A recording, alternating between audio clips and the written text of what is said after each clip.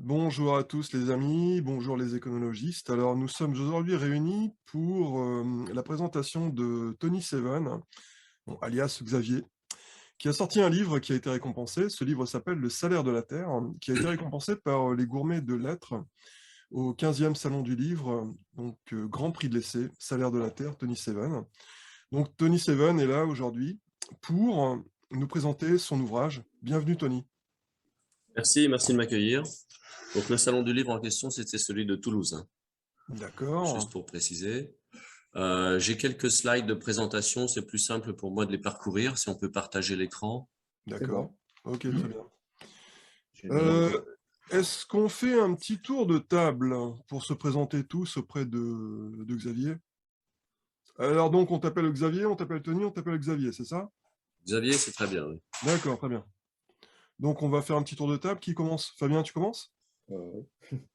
Fabien Fer, je suis informaticien de formation, ingénieur informaticien, et j'ai écrit plusieurs bouquins, notamment un sur les monnaies vectorielles, une monnaie vectorielle, notamment.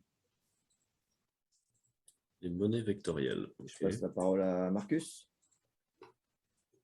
Merci Fabien, bonjour Xavier, je m'appelle Marcus, je suis économiste chez Greenpeace à Bruxelles. Et j'ai joint le groupe il y a un mois, je pense. Je suis assez neuf ici.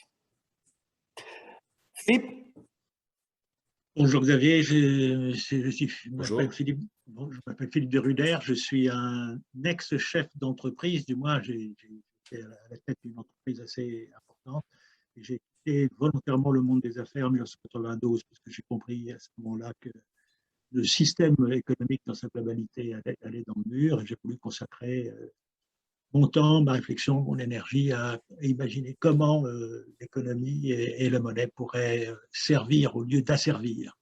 Et voilà, donc ça fait 30 ans que je potasse le sujet, j'ai écrit plusieurs bouquins, une dizaine de bouquins sur ce sujet, et je me suis beaucoup intéressé à la monnaie, au système monétaire et aux monnaies complémentaires. Et je continue à travailler dans ce sens, à faire des propositions dans ce sens, parce que je pense qu'une monnaie complémentaire un autofinancement du bien commun avec une monnaie complémentaire serait beaucoup plus pertinente que par la redistribution.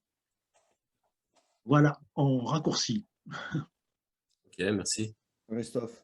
Donc, moi, alors, je suis autodidacte en économie.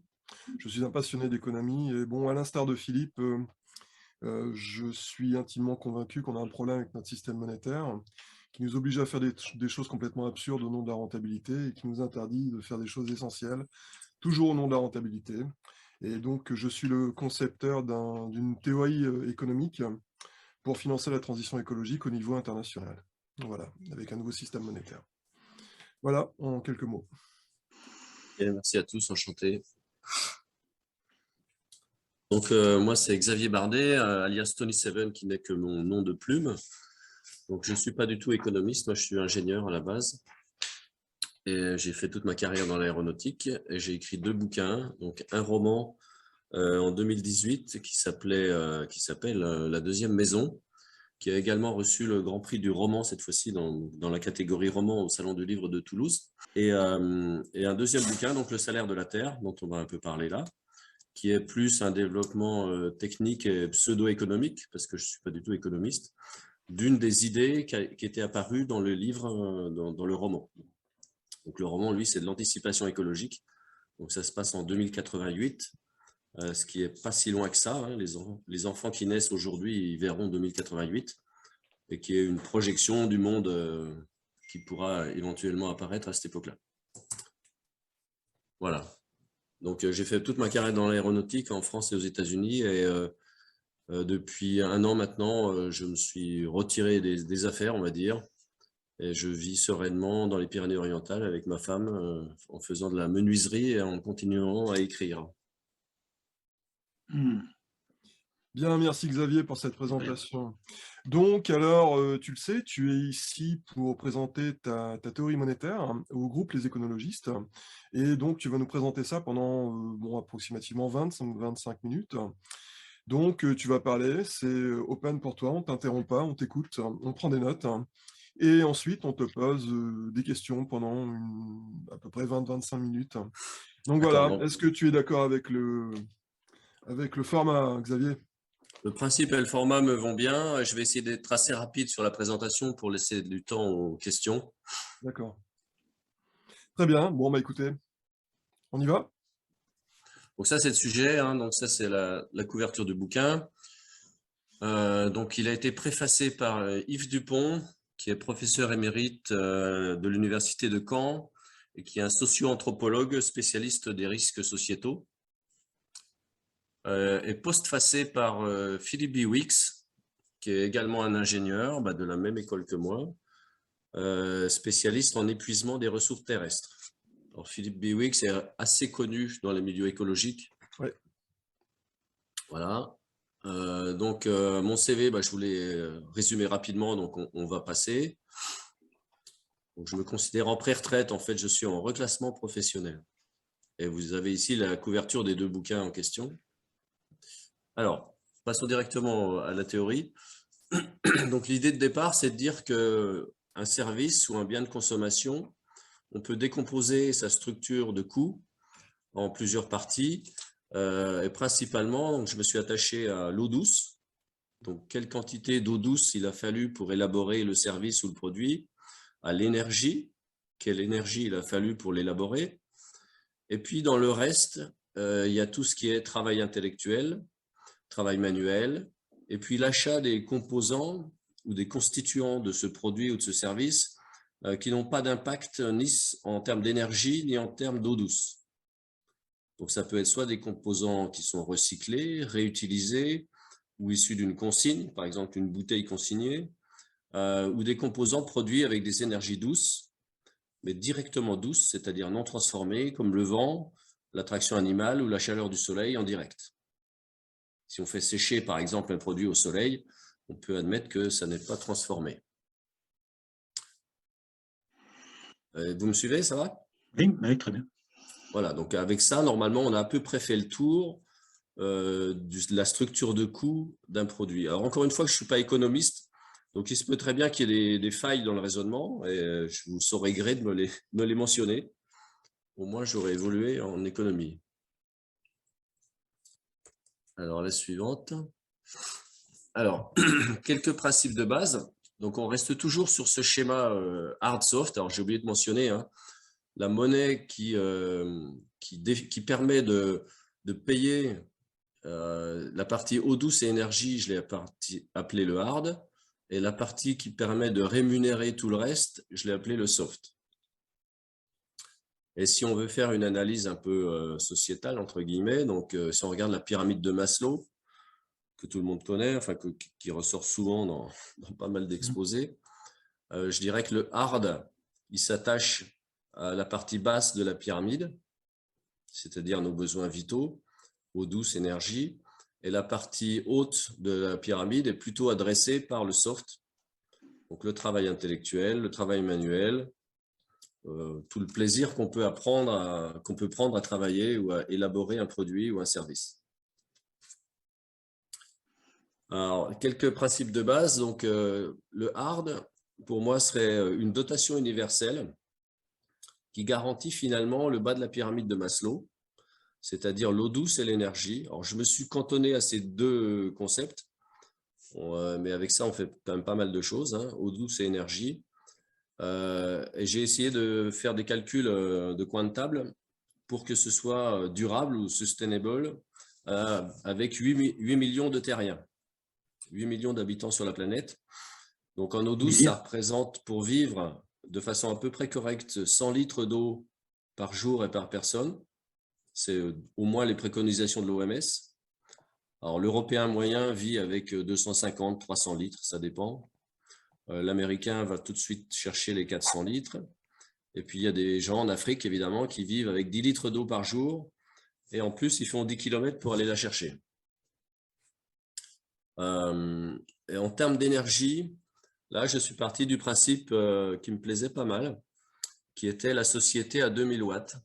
Donc, c'est une théorie qui a émergé, je crois, à l'université de Lausanne, en Suisse, et qui dit que avec le mix énergétique d'aujourd'hui, pour essayer de stabiliser le climat, il faudrait vivre avec 2000 watts continu, alors qu'aujourd'hui, un occidental, il vit à peu près avec 6000 watts en continu. C'est-à-dire qu'il y a les machines qui travaillent pour nous, en direct et en indirect, consomment à peu près 6000 watts en permanence, ce qui fait par personne 144 kWh par jour. Donc là, il faudrait diviser par 3, grosso modo, et passer à 2000 watts. Donc ça veut dire aussi, pour maîtriser le système, une nationalisation de toutes les productions d'eau et d'énergie. Alors, il y a un côté utopique, hein, Philippe Bouix a bien noté dans la postface, hein, il dit, et là on rêve un peu, mais bon, on a le droit de rêver aussi. Il faut évidemment une traçabilité stricte des consommations en eau douce et en énergie tout au long du cycle de vie du produit et du service. Il faut une non-convertibilité du soft en hard, c'est-à-dire pour ne pas pervertir le système, il ne faut pas que quelqu'un qui aurait une fortune en soft puisse venir ponctionner les ressources terrestres en convertissant son argent en hard et donc en pouvant acheter plus que nécessaire, soit de l'eau douce, soit de l'énergie. Et puis le soft, par contre, c'est un peu la soupape de sécurité, de sûreté, enfin là où on peut s'exprimer, on peut exprimer sa créativité, c'est basé sur l'offre et la demande. Alors, j'ai pris 3 exemples parce que ma première figure était relativement simpliste, hein. Le hard, alors j'ai oublié le soft ici, il faudrait que je le rajoute. C'est pas forcément 50, 25, 25. Il y a des produits qui sont très gourmands en énergie. Bon, si on prend par exemple un sac de ciment, c'est évident que son schéma sera plutôt de cette sorte-là, en bas à gauche. Un kilo de viande de bœuf, lui, sera extrêmement consommateur en eau, donc son schéma sera plutôt comme celui du milieu, en bas.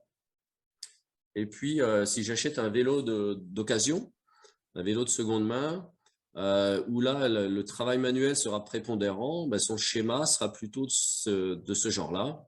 Bon, il y a toujours un peu d'eau dans le système parce qu'il faut nettoyer les pièces, etc. Il y a toujours un peu d'énergie parce qu'il faut faire fonctionner la visseuse ou le fer à souder. Voilà. On pourrait multiplier les exemples à l'infini.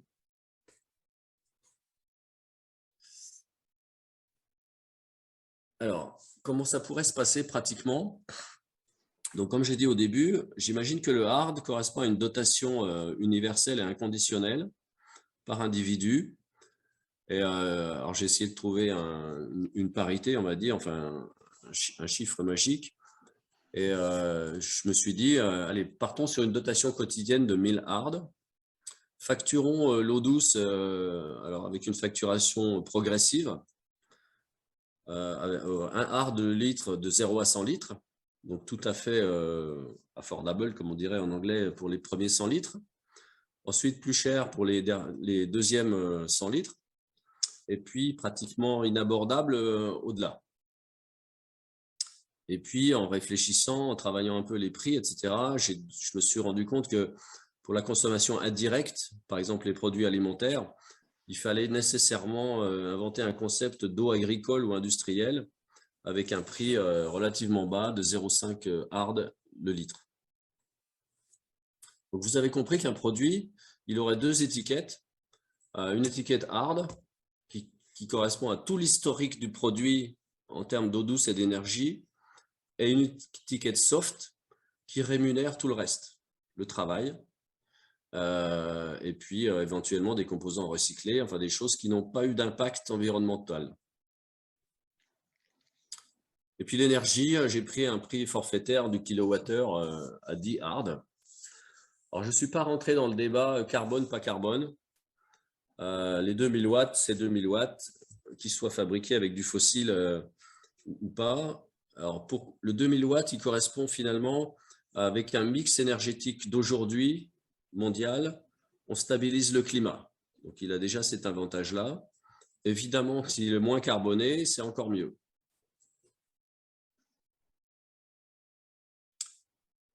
Alors une petite courbe pour montrer comment on peut gérer ses 1000 hard quotidiens.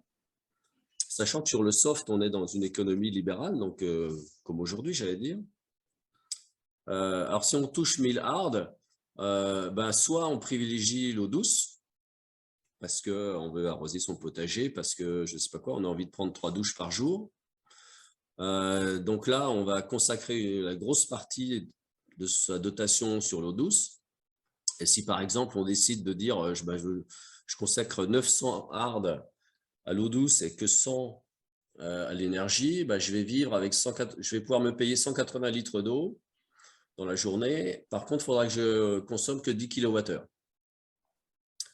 À l'inverse, si je veux privilégier l'énergie et que je vais me contenter de mes 100 litres d'eau recommandés par l'OMS, là, je vais pouvoir monter à 90 kWh d'énergie dans la journée. Et je peux aussi choisir une position médiane qui correspondrait à 500 et 500, donc 140 litres d'eau et 50 kWh. Est-ce que c'est clair jusque-là?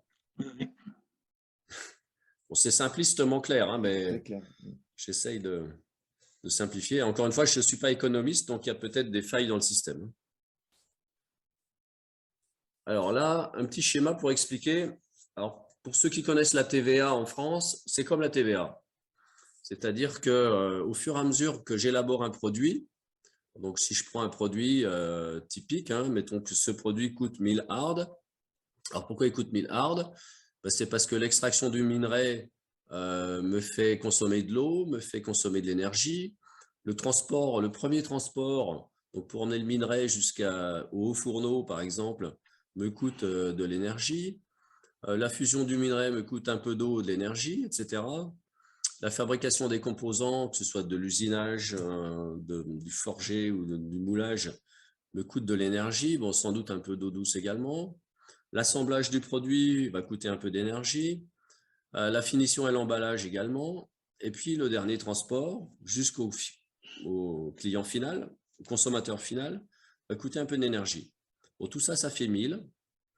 Et donc l'idée, c'est de dire, on cumule ces 1000, le consommateur final paye les 1000 et les redistribue sur ceux d'avant qui ont dû virtuellement les emprunter à quelqu'un, donc par exemple à l'État, avant de se faire rembourser.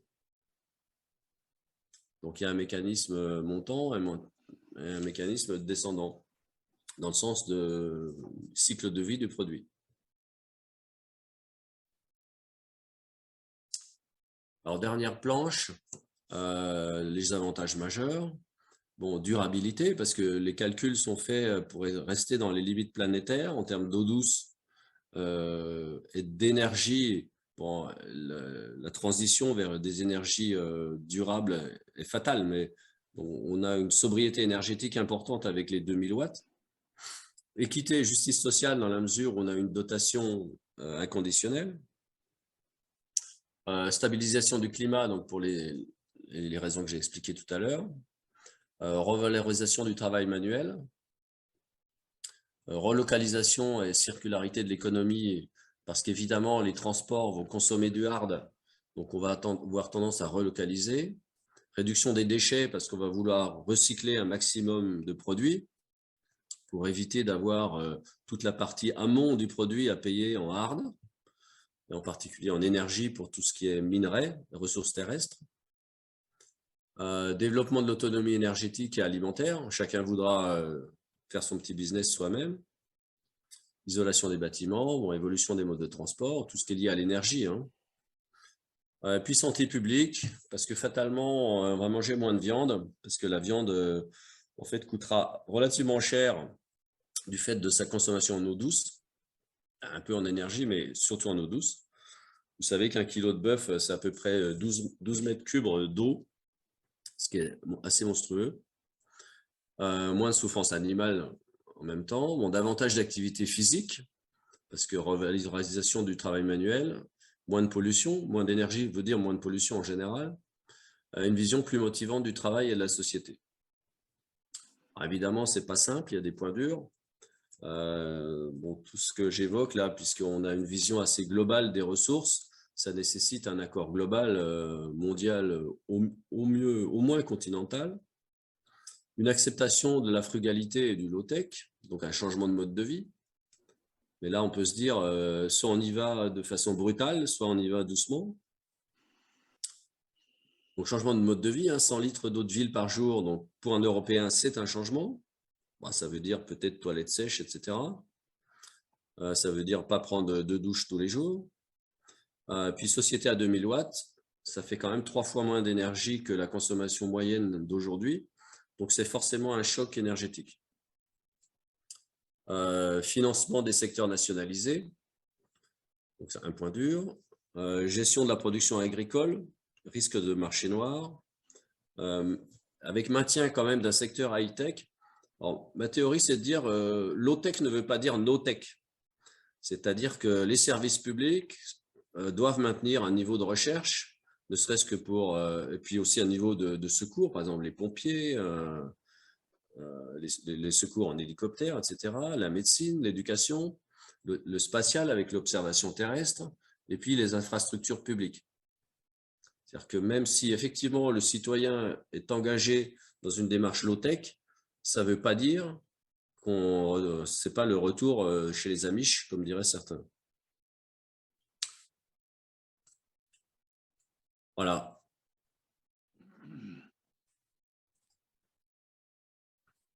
Très bien. Super. Bravo Tony pour cette présentation, mais merci. Merci. Bien. Qui commence? Tu veux commencer? Oui, je peux commencer. J'ai quelques questions. Yann. Merci dans tous les cas. Je trouve ça très intéressant. C'est une façon très, très, très intéressante d'aborder les choses. Et je dirais peut-être que même si jamais ça ne s'applique pas dans un futur proche, parce qu'effectivement, il y a de tels changements qu'on a bien du mal à imaginer comment ça pourrait passer dans le concret, si ça pourrait au moins se développer, ne serait-ce qu'en termes d'étiquetage, pour que le produit que l'on achète est une petite vignette qui attire notre attention sur cette approche, ça permettrait le changement de conscience qui est nécessaire pour aller à la concrétisation de cette formule. Alors, j'ai plusieurs observations, mais je laisserai la parole à d'autres. Mais ma première question se porte sur, dans le hard, pourquoi ne mentionne-t-on que l'eau douce et l'énergie et pas les matières non renouvelables, puisqu'on sait qu'aujourd'hui, la totalité des minerais, que ce soit le cuivre, le fer, le charbon, enfin toutes les matières fossiles, en fin de compte, disparaissent dramatiquement, et que même si on a des espoirs à 25 ans, à 50 ans, à 100 ans, à 200 ans, voire à 500 ans, peu importe, on sait qu'on est en train de vider le frigo et qu'il faut absolument tenir compte de l'utilisation des matières non renouvelables. Pourquoi donc ça ne figure pas dans le cadre monnaie hard? Il y a énormément d'échos. Je ne suis pas sûr d'avoir bien compris la question. Je disais pourquoi dans le cadre monnaie hard, il n'est pas tenu compte des matières non renouvelables. On ne mentionne que l'eau douce et l'énergie. Alors, l'eau douce, donc moi je la considère comme une matière renouvelable, évidemment, avec le cycle de l'eau. C'est une matière vitale, donc on est vraiment dans le bas de la pyramide de Maslow. L'énergie, alors j'ai choisi l'énergie pour son impact sur le climat. Donc une réduction immédiate à 2000 watts permet de stabiliser le climat. Après, j'ai envie de dire, je ne voulais pas tout mettre dans le hard, parce qu'à ce moment-là, le hard serait devenu prédominant et donner une allocation universelle, j'ai envie de dire, pour acheter n'importe quoi, ça me gênait un peu. Alors, je ne sais pas si j'ai répondu à la question. J'ai voulu laisser un espace de liberté à une économie libérale, entre guillemets. Et après, effectivement, les prix, c'est les prix qui vont ajuster le marché. Et lorsque les ressources non renouvelables seront épuisées, ouais, évidemment, les prix augmenteront. Alors, les prix en soft, probablement. En hard, j'en sais rien, mais s'il faut plus d'énergie pour aller creuser une mine, le prix en hard va augmenter. Voilà, donc je n'ai pas voulu tout mettre au niveau du hard, je me suis contenté de l'eau douce, qui me semble être un vrai problème quand même sur un futur moyen, on va dire, moyen terme. Les guerres de l'eau, à mon avis, le prochain conflit sérieux au niveau mondial, ça risque d'être une guerre de l'eau. Et puis l'énergie, bon, on connaît son impact sur le climat. On sait aussi que toute la société est complètement droguée à l'énergie et qu'avec ça, on va droit dans le mur. Donc j'ai voulu mettre un frein, donc établir des quotas finalement, hein, ça revient à établir des quotas en termes d'énergie et d'eau douce. Mais pas sur le reste, en disant qu'on ne peut pas s'occuper de tout. Ça, c'est un peu la réponse facile. Et puis, le marché a quand même des vertus. Le marché, il régule aussi la rareté des choses. Enfin, il s'adapte à la rareté des choses. Je ne sais pas si j'ai répondu à votre question. Oui, c'est pas forcément satisfaisant comme réponse pour moi, mais c'est répondu. Merci. Je vais laisser la parole à d'autres. Je reviendrai éventuellement sur d'autres choses après. Oui. Alors moi, ça me parle beaucoup parce que c'est un peu ce que je défends dans le cadre des monnaies vectorielles. Donc, je comprends vraiment le principe. Et la question que je me pose, c'est par rapport à la différenciation hard-soft. Pourquoi ne pas avoir simplement mis un coût et du coup, il n'y a qu'une seule monnaie en fait? L'idée, c'est de permettre à une autorité, on l'appelle l'État, je ne sais pas comment il faut l'appeler, de maîtriser complètement cette partie eau douce et énergie. D'accord. Donc, c'est de séparer en fait Voilà. pour pouvoir le tracer. C'est vraiment un des principes de base, c'est la ségrégation complète entre hard et soft, et en particulier aucune convertibilité de soft en hard. Hmm. Oui, c'est intéressant. Alors, convertir du hard en soft, j'en parle pas, mais ça ne pervertit pas le système dans la mesure où quelqu'un qui se dit moi je suis très frugal et je ne dépense pas tous mes hard, soit je les file à quelqu'un, soit je les convertis en soft pour pouvoir m'offrir autre chose qui n'est pas soumis au hard. Par contre, l'inverse, donc une fortune en soft, s'acheter du hard, ça pervertit le système. Ça. Qui a encore des questions? Non, vas-y, j'appelle. Alors, Xavier, qui est l'émetteur de cette monnaie? Une autorité centrale, une banque centrale ou l'État. Moi, je vois ça l'État, mais encore une fois, je ne suis pas économiste, hein, donc je ne connais pas bien les rouages du grand système. Mais c'est forcément quelque chose de centralisé. Sous l'égide d'un revenu de base? Pardon? Sous l'égide d'un revenu de base, peut-être, ou quelque chose comme ça? Avec un revenu de base, oui. D'accord, ok. Ce que j'appelle la dotation universelle, c'est un revenu de base, en fait. Ouais. Ok, d'accord, ok. Mais qui n'adresse que la partie eau douce et énergie de sa consommation, donc qui permet d'assurer le bas de la pyramide de Maslow. Et est-ce que tu envisages cette émission monétaire comme étant exclusive ou en parallèle à d'autres systèmes monétaires en même temps? Par exemple, est-ce que les banques continuent d'émettre de la monnaie pour le marché, par exemple, en plus, ou pas du tout? Le soft, pour moi, est la monnaie normale, je dirais. Sauf qu'avec du soft, on ne peut pas rémunérer la partie eau douce et énergie, la structure de coût d'un produit ou d'un service.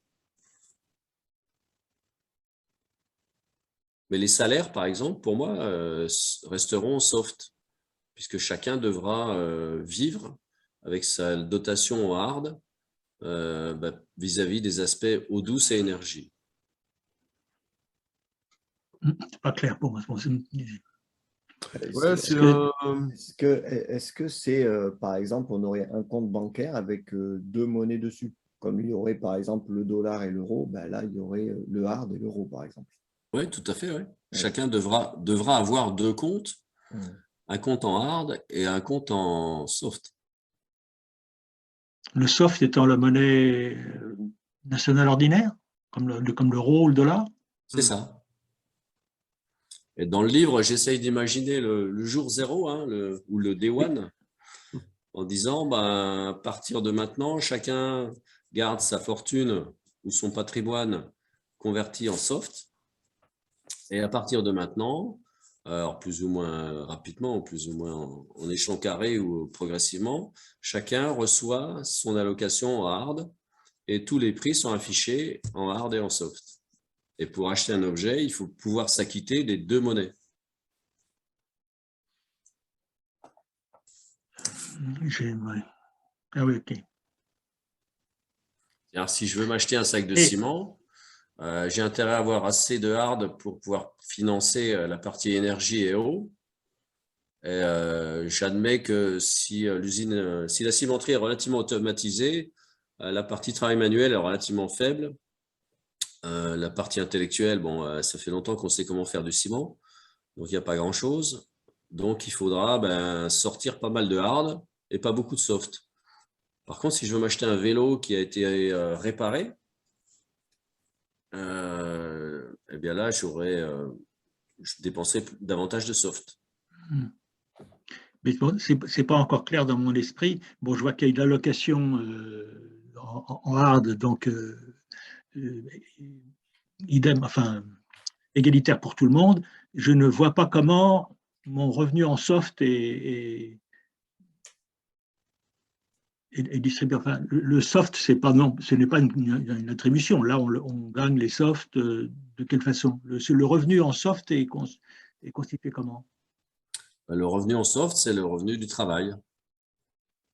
Enfin, le Donc système là on d'aujourd'hui. reste dans le système classique, c'est-à-dire que là, j'ai un salaire ou des Ouais, rentes, j'ai un peu salaire importe. ou J'ai éventuellement donc un revenu, disons, en monnaie telle qu'elle est aujourd'hui, et le hard vient en complément. en complément, c'est ça. Et le soft ne vous permettra pas d'acheter la partie environnementalement impactante de votre consommation. Mais il y a un truc qui clash quand même. Ton soft, bon, tu le touches de l'entreprise de laquelle tu travailles, c'est ça? Ouais. L'entreprise dans laquelle tu travailles, comment est-ce que tu détermines si oui ou non elle engendre elle-même des externalités ou pas? Parce que là, tu obtiens un revenu soft, peut-être qu'en produisant des choses qui engendrent énormément d'entropie. Et là, on retrouve un peu les étapes qu'on voyait ici, c'est-à-dire que ce sera à l'entreprise d'emprunter à l'État les hards nécessaires à financer ses besoins en eau et en énergie, et à elle de se faire rembourser lorsque le client final s'acquitte de sa partie hard. C'est un peu comme la TVA. Mais alors, mon revenu soft, en fin de compte, me permet d'acheter quoi? Il permet d'acheter la partie travail manuel, la partie travail intellectuel, la partie objets recyclés, des biens de consommation et des services. Donc, donc chaque produit a un étiquetage qui Un indique étiquetage double. un étiquetage. Ça me fait penser un peu à la monnaie complémentaire que défend Philippe, mais avec un autre point de vue, quoi. C'est-à-dire que tu as une monnaie, la monnaie normale, c'est-à-dire la monnaie hard, permet d'acheter des choses qui relèvent du business as usual, je dirais. Tandis que la monnaie complémentaire que défendrait Philippe permettrait d'acheter des choses qui relèvent. Moi, ça me fait penser un peu à ça, mais sous un modèle encore différent, en fait. Tu vois. Oui. J'ai du mal quand même à visualiser les rouages de ce truc-là intellectuellement. Bon, c'est peut-être parce que moi-même, je suis dans un aveuglement, je suis fixé dans un système parce que je connais la mécanique du. Bon, quand on voit des choses comme ça complètement nouvelles, je pense qu'il faut faire complètement abstraction de ce qu'on connaît Oui, absolument. et puis essayer, je dirais, de repartir avec un esprit complètement neuf et de se dire, OK, bon, comment ça pourrait marcher? Imaginons que je suis un lapin de la dernière portée, j'y connais rien. Voilà, j'efface toute ma connaissance et je repars à zéro. Bon, j'ai besoin de faire ça en fait, pour me visualiser le. C'est un peu mon cas. Comme je partais de zéro, je n'ai pas eu besoin d'effacer mes connaissances, puisque j'en avais aucune en économie. Par contre, quand on fait un acte d'achat, Enfin, moi, j'aime bien imaginer, pour acheter ce truc-là, combien de litres d'eau ça a dépensé, quelle énergie ça a consommé. Et on retrouve l'idée d'étiquetage. L'éducation qui permet d'arriver à ça, ce serait l'étiquetage.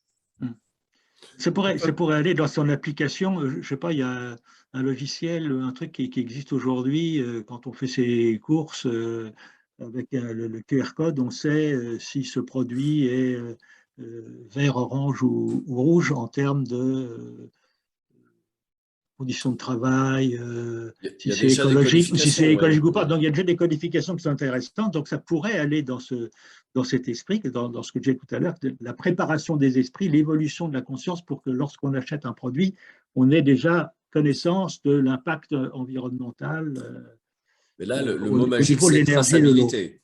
Oui, c'est ça. Il faut une traçabilité parfaite de toutes les consommations Et honnête. et honnête. Il y a Marcus Donc, forcément contrainte. Vas-y, Il y a Marc. Marcus. Pourquoi est-ce que tous les matériaux bruts qui sont finis, qu'il faut extraire, pourquoi ils ne font pas partir de la partie art?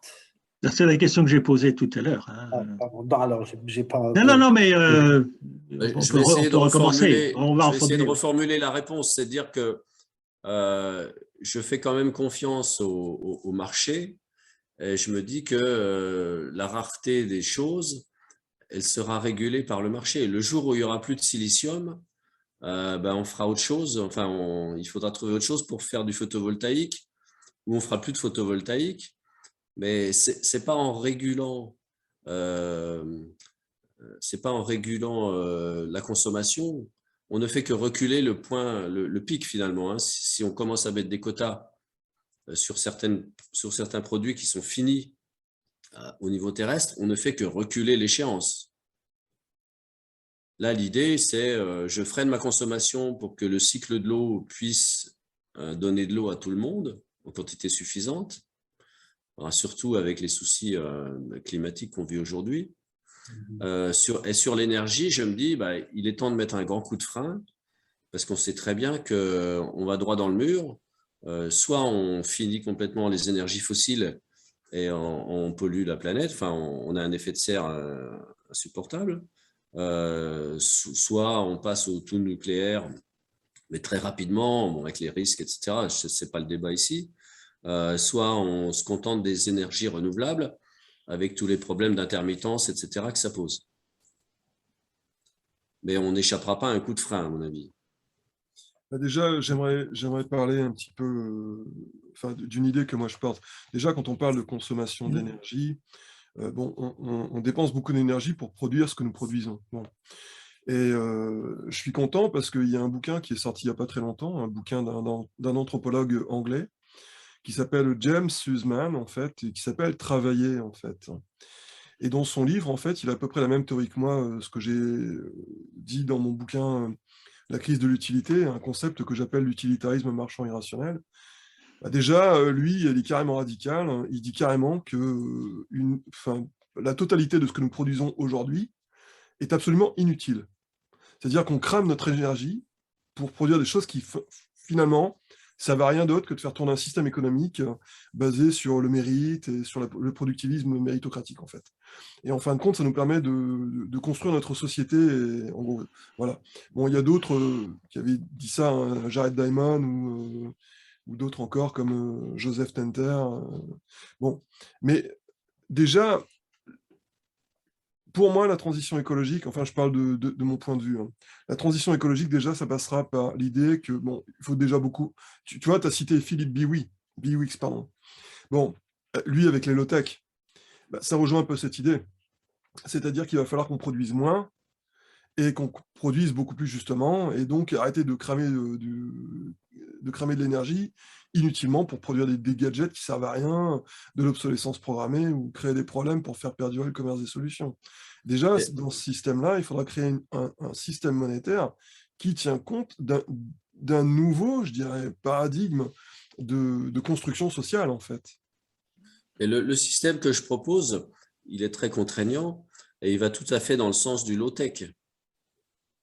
Parce que la location hard, ne permettra pas, pardon, de dépenser des sommes folles, enfin des quantités d'énergie phénoménales.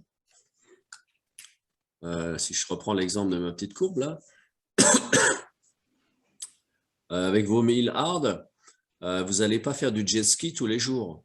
Vous n'allez pas aller sur les pistes de ski en hélicoptère. Ce sera matériellement impossible. Oui. Alors, attends, j'ai une question. Oui, vas-y. Est-ce qu'on peut cumuler? C'est-à-dire que, par exemple, je veux dire, pendant 3 semaines, j'essaye de rien consommer. Et puis après, la dernière semaine, j'explose tout. Enfin, je parle au niveau des hards. Pourquoi pas? Oui, ça sera à chacun de gérer son truc. Hein. Non, parce qu'on peut très bien imaginer, où il y a une allocation journalière et si elle n'est pas consommée à la fin de la journée, elle est détruite et le lendemain, on a de nouveau une allocation de temps par jour. Ouais, voilà, un système de fonte. D'où la possibilité de convertir du hard en soft.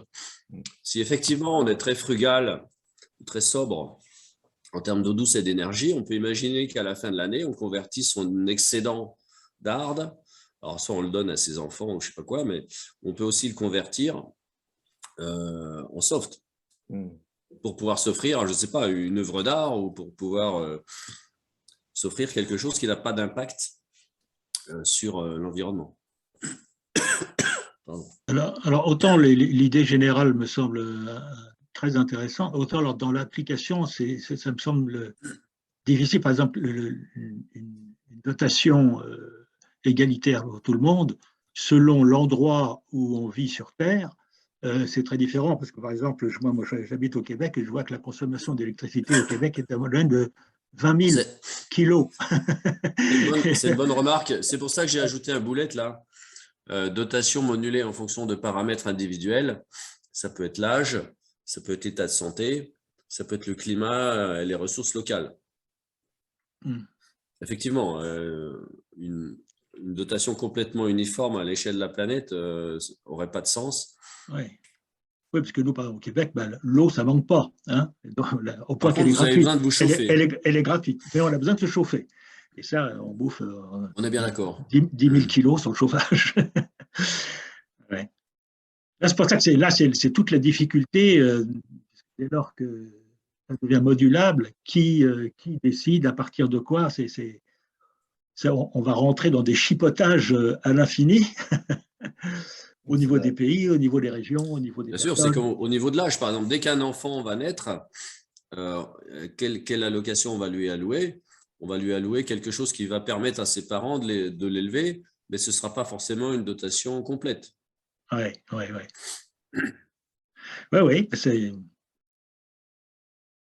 Je n'ai pas dit que c'était simple. Non. La mise en œuvre est très compliquée. Par contre, le principe est assez simple, c'est je limite mon impact environnemental par l'intermédiaire de la monnaie.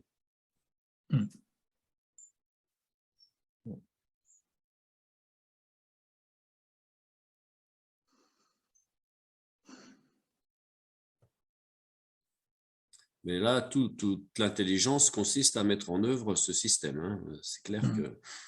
Alors, Philippe Biwix, j'ai un peu discuté avec lui, il dit que c'est très utopique. Déjà, un accord au niveau continental mondial est tout à fait irréaliste aujourd'hui. Alors, peut-être que les événements naturels, un jour, vont nous forcer, vont nous contraindre à ce genre de système. C'est ce que je raconte dans le roman, en fait. Est-ce qu'on a le référentiel suffisant aujourd'hui pour pouvoir dire que dans tel produit, il y a tel... Moi, j'en suis persuadé. Il y a telle part d'eau douce, telle part d'énergie. J'en suis persuadé, c'est une question de discipline de la part du producteur. Enfin, de discipline ou de contrainte. Un producteur il connaît la structure de coût de ce qu'il produit. Il sait très bien que dans la structure de coût, il y a une ligne énergie, il y a une ligne eau, qui apparaît peut-être pas en toutes lettres, mais quelqu'un qui fabrique ou qui a une activité, si l'entreprise est à peu près bien gérée, il sait très bien combien ça lui coûte en kilowattheure, en fuel, etc. Ou alors il ne fait pas de commerce. Seulement, il va le dire à personne parce que c'est d'abord une donnée compétitive, enfin concurrentielle. Et puis, il n'a pas envie de raconter oui, sa structure de coût.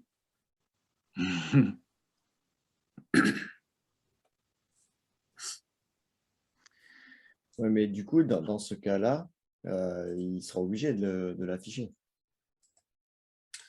Oui. Bah, on connaît tous tout le combat qu'il faut mener pour amener à un étiquetage informatif honnête hein, sur les produits. Il faut sacrément mobiliser. C'est pas évident. Enfin, déjà, on est beaucoup plus avancé sur l'étiquetage en Europe qu'on l'est en Amérique. En Amérique, l'étiquetage est complètement fantaisiste. Hein. Oui, Mais c'est ça peut du... devenir aussi un avantage concurrentiel. C'est-à-dire que Oui, l'entreprise qui Oui, oui, oui. arrivera à démontrer que son empreinte en hard est faible, elle aura des produits qui seront plus affordables. à moins qu'elles se mettent d'accord toutes les deux pour faire du greenwashing ensemble. Non, mais cela dit, ça doit être déterminé par des cabinets d'expertise indépendants. Oui, tout à fait, Bon, Philippe. le producteur annonce et ça doit pouvoir être vérifié par un cabinet d'expertise. Sinon, Oui. effectivement, on restera dans une sorte d'entente de, de mauvaises informations. Quoi. Encore une fois, moi, je trouve ce qui est. Je ne le vois pas dans une application possible aujourd'hui, mais je trouve l'idée très intéressante et devrait pouvoir être appliquée. Ça pourrait être un objectif en termes d'étiquetage et de prix pour aider à la prise de conscience. Parce que Oui, tout à fait. ça me semble faisable avec les outils qu'on a dès maintenant. Alors, c'est après une volonté politique de l'appliquer, mais ça pourrait être une idée très intéressante pour toutes les personnes et tous les gens qui sont concernés par l'écologie et par revenir à un système soutenable par la Le, planète. le- oui, oui. Le point de départ technique, c'est effectivement ce boulette-là de traçabilité des consommations. Hmm. Si Alors, techniquement cet obstacle n'est pas franchi, le système est bancal. Mm. Il peut devenir injuste ou peut être perverti facilement. Mm. alors, ce que je remarque en fin de compte, c'est qu'on recherche tous d'une façon différente, hein, aussi bien Philippe que moi que Fabien, d'inclure, je dirais, un indice d'impact écologique et social sur les produits, en fait. Hein. Ouais, En gros, ouais. c'est ça. Donc, en fait, ton système monétaire, à toi, Xavier, ton système de double monnaie tente, je dirais avec deux monnaies, en fait, de mettre ça en place, une sorte d'indice d'impact écologique et social.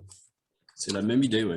Ouais, c'est ça. Ouais. Et donc, en fait, Fabien souhaite faire ça donc avec une monnaie vectorielle. Bon. Philippe tente aussi de faire ça avec deux monnaies, mais qui ne sont pas conciliables, en fait. Enfin, qui ne sont pas forcément convertibles l'une l'autre, en fait. Non. Et moi, La monnaie vectorielle, je ne connais pas du tout. Là, c'est un peu vectoriel dans la mesure où il y a X et Y. Quoi. Il y a R des soft. Oui, Hein. ouais, c'est oui, ça. oui, oui, c'est ça. C'est Ouais, c'est ça. ça. Et en fait, moi, la théorie que je porte, c'est bon, une seule monnaie, d'accord? Mais en fonction de l'indice d'impact écologique, un taux d'intérêt différent. Donc, c'est-à-dire qu'au niveau de l'emprunteur, le taux d'intérêt sera fort si on sait que ce qu'il va produire a un fort impact écologique et social. Donc, son argent coûtera plus cher à emprunter. Ensuite, il y aura une grosse taxonomie, en fait. Hein, donc, en fait, si vous voulez, par exemple, si un spéculateur, enfin un investisseur veut spéculer sur la nuisance, il ne le pourra pas parce qu'il y a une forte taxonomie sur les taux d'intérêt pour des produits, nuisibles. Et au niveau des produits, c'est-à-dire au moment où on l'achète, les produits vertueux deviendraient de moins en moins chers et les produits nuisibles écologiquement deviendraient de plus en plus chers. Et ça, en fin de compte, ça, à la rigueur, au lieu de faire deux monnaies, moi je le fais en fait avec une monnaie, mais avec des taux d'intérêt des taux d'intérêt différents au niveau de. Donc là, c'est des nouvelles lois à passer auprès des banques, en fait. Ce qui pourrait être peut-être éventuellement plus applicable. Mais enfin, bon, ça se discute. Hein. Après, il faut mesurer le pour et le contre de chaque système. Tu vois, Jean-Christophe, en fait, si on dit que la monnaie hard, c'est assimilé à une monnaie complémentaire, bah, ça peut très bien, ça peut très bien se gérer, hein, tu vois. Ou même Philippe, hein, tu vois, il suffit qu'on l'appelle hard et c'est juste que dans la charte, en fait, elle est conditionnée. elle est conditionnée sur l'eau et l'énergie. Mais ça, tu vois, ça serait une monnaie complémentaire qui serait particulière. Mais moi, je vois que c'est la même chose, j'ai l'impression. Non. Ouais, intellectuellement, il y a beaucoup de ressemblances, mais après, il y a un truc qui, enfin, je sais pas. On a besoin de méditer sur cette nouveauté qui nous tombe dessus, là. Ouais, ça vaudrait le coup de faire un test à échelle locale, je ne sais pas. Il y a bien des monnaies locales, pourquoi pas tenter le système sur un périmètre réduit. Bon, à mon avis, Le problème pour l'instant, c'est que les monnaies locales, elles sont toutes appuyées sur l'euro, ça par la volonté oui. de la Banque centrale qui ne veut surtout pas perdre la main. Parce que là, on est vraiment, par exemple, dans quand même, la dotation de monnaie hard qui est appuyée sur un indice, mais qui est créé à partir de rien, je dirais. Enfin, je le suppose. Là, on est dans le principe du revenu de base qui est créé comme ça. C'est comme une sorte de MMT, en fait. C'est comme une sorte de MMT, mais avec enfin, c'est-à-dire que tu as le système normal qui continue de tourner, mais tu as une sorte de MMT qui est là en monnaie hard, en fait. La monnaie... Attends, je me mélange les pinceaux. La monnaie hard, c'est une émission par l'État, en fait. Façon MMT, théorie monétaire moderne. Hein. Et la monnaie soft est donnée par les entreprises. Et maintenant, il y a un truc qui cloche dans mon esprit, c'est la monnaie soft. Ah oui, tu m'as dit, c'est un peu comme la TVA. Tu as un cycle à ce niveau-là. Non, c'est la monnaie hard. C'est la monnaie hard, oui. Bon. Bonjour Christophe. C'est plutôt le hard. J'ai besoin de me schématiser ce truc-là dans ma tête. Hein. Le flux de hard ressemble un peu à celui de la TVA, c'est-à-dire qu'à chaque étape, on cumule la quantité de hard, le client final la paye et chaque intermédiaire. Oui, c'est chaque client intermédiaire en fin de compte. C'est le client final qui la paye réellement, mais chaque client intermédiaire, puisque un produit passe de main en main avant d'être proposé à la vente directe, chaque client intermédiaire paie au précédent. Voilà, c'est ce que j'ai essayé d'expliquer là. Alors, je ne sais pas si c'est clair. Donc, chaque intermédiaire, pendant l'élaboration du produit, chaque intermédiaire emprunte à l'État la quantité de hard nécessaire à son activité et répercute toutes les sommes amont sur l'intermédiaire aval, le plus aval étant le client final. Et puis, une fois que le client final s'est acquitté de la facture en hard, chaque intermédiaire paye l'intermédiaire. C'est-à-dire qu'on ne peut pas dire chaque intermédiaire emprunte. Il n'a pas besoin d'emprunter à l'État. Dans le principe de la TVA, le producteur à l'origine, le numéro 1, facture la TVA ou ici sa monnaie hard au suivant. Et c'est le suivant qui paye en fin de compte le premier et ainsi de suite. Le seul qui le paye vraiment sans être remboursé, c'est l'acheteur final. Voilà. Oui, on est dans cette esprit. Oui, on est d'accord. Hein. Ouais. Donc c'est peut-être un reforme. Enfin oui,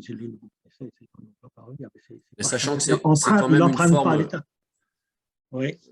Oui, c'est-à-dire que chaque étape est débitrice vis-à-vis de l'État d'une certaine quantité en hard, et ce débit est annulé quand le client final paye. Oui, c'est ça. C'est peut-être plus simple cette formulation que ce que j'ai écrit là. Mais d'où l'importance évidemment de la traçabilité. Hein. Ah oui, bien sûr. C'est dans la traçabilité qu'est tout l'intérêt. Après, le mécanisme en lui-même. On nous rebat les oreilles avec l'intelligence artificielle, mais je pense qu'un bon système informatique doit permettre cette traçabilité. Je pense qu'aujourd'hui, on a les outils au moins pour permettre cette traçabilité. Les connaissances et les outils. Après, c'est l'honnêteté, enfin, c'est quelle est l'intention par derrière. Est-ce qu'on reste toujours dans un monde où chacun cherche son maximum de profit? ou est-ce qu'on est dans une dynamique où chaque acteur véritablement veut contribuer honnêtement à rétablir un équilibre entre ce que la planète peut soutenir et notre mode de vie? C'est ça toute la question, quoi. Je veux dire que pour biaiser le système, il suffirait de ne pas déclarer totalement toute la partie hard. Et du coup, on pourrait avoir des produits qui soient plus compétitifs que les autres parce que la partie hard est plus faible. C'est ça que tu veux dire, Philippe? Répète-moi ta formulation, je ne l'ai pas compris. C'est-à-dire, si quelqu'un ne déclare pas tout le hard, toute la partie hard correctement, ça veut dire que du coup, son produit va être moins cher en hard. Du coup, ça veut dire que quelque part, il va être plus compétitif. Oui, absolument. Si on reste dans l'esprit de tricherie et de désinformation qui règne dans le monde de la production, et pas seulement dans le monde de la production d'aujourd'hui, s'il n'y a pas de changement d'esprit, s'il n'y a pas de volonté réelle de la part de chaque acteur d'aller vers un système plus soutenable, oui, on restera dans des fausses études, dans des fausses déclarations, enfin bref, toujours dans un esprit pour être plus compétitif que l'autre. Non, c'est pour ça, là, il y a effectivement... Et tant qu'on reste effectivement dans un système qui est accroché au profit à court terme, il est difficile d'imaginer un système qui puisse être véritablement honnête, quoi. Que vouloir minimiser le coût en hard d'un produit pour être plus compétitif, ça veut dire avoir trouvé une source d'énergie ou une source d'eau douce qui échappe au contrôle. Oui, ou de minimiser, de faire une fausse déclaration, quoi, d'éluder certains aspects qui permettent de ne pas prendre en compte tout le hard. Et ça veut dire qu'on s'est procuré soit de l'eau douce, soit de l'énergie à un tarif, enfin un marché parallèle. Oui, ou encore une fois, de ne pas déclarer la réelle quantité d'énergie ou d'eau qui rentre dans la composition du produit. Mais si ces quantités ont tellement été utilisées, c'est du dumping. Oui. Mais par exemple, moi je pense à certains paysans qui ont leur propre forage, et il y en a même qui ont plusieurs forages en fonction des terres. Du coup, comment s'assurer qu'ils n'ont pas à pomper, ils peuvent faire ce qu'ils veulent en fait, hein. Et bon, justement, je sais qu'il y a des lois qui veulent sortir justement pour mesurer, je ne sais pas si c'est sorti ou pas, mais pour mesurer justement le pompage de chacun des agriculteurs.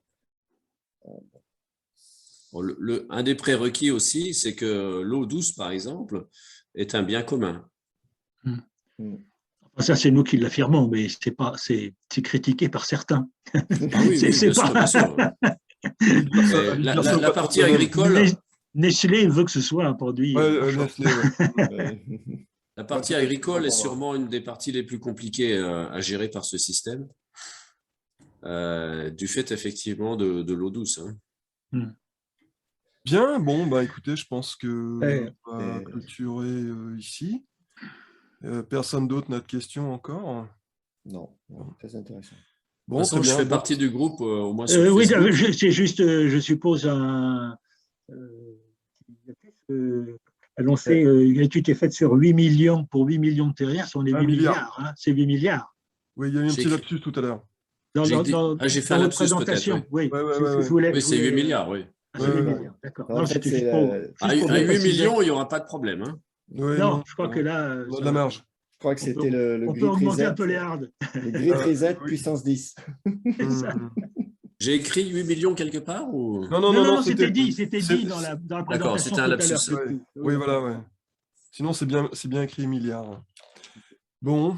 Je pense que si ça t'intéresse, Xavier, on pourrait reprendre peut-être la conversation en off pour que je te parle de ce que je fais, parce que bon, je pense que c'est pas le... Ou alors, voilà, est-ce que Philippe et Jean-Christophe, vous aimeriez que je refasse une passe sur l'avancée de mes travaux là? Ouais, pourquoi pas. Ouais. D'accord. Eh ben, peut-être que quand je ferai ça, Xavier, je t'inviterai, je te le mettrai dans le mail. Avec plaisir, ouais. Parce que ça ressemble beaucoup, en fait. Hein. Ça ressemble beaucoup à ce que tu proposes. Mais je vais un peu plus loin, c'est-à-dire que moi, j'ai 10 critères. Mais ouais. Ok. Tous ensemble, on va bien finir par trouver quelque chose de bien. Ah, mais je pense qu'en plus, je pense qu'il n'y a pas une solution, en fait. Je pense qu'il faut cumuler. Il faut attaquer le système de toutes parts, tu vois. Oui, oui. Mais je pense que l'étiquetage, comme ça a été mentionné, ça peut être un angle d'attaque assez intéressant. Oui. Sachant qu'un jour, il faut passer à la contrainte parce que les entreprises ne travaillent que sous la contrainte. Hein. Oui, tout à fait. Oui. Ou à moins que ça leur apporte quelque chose. Oui, mais alors là, la compatibilité entre le profit et l'environnement, j'ai quelques doutes.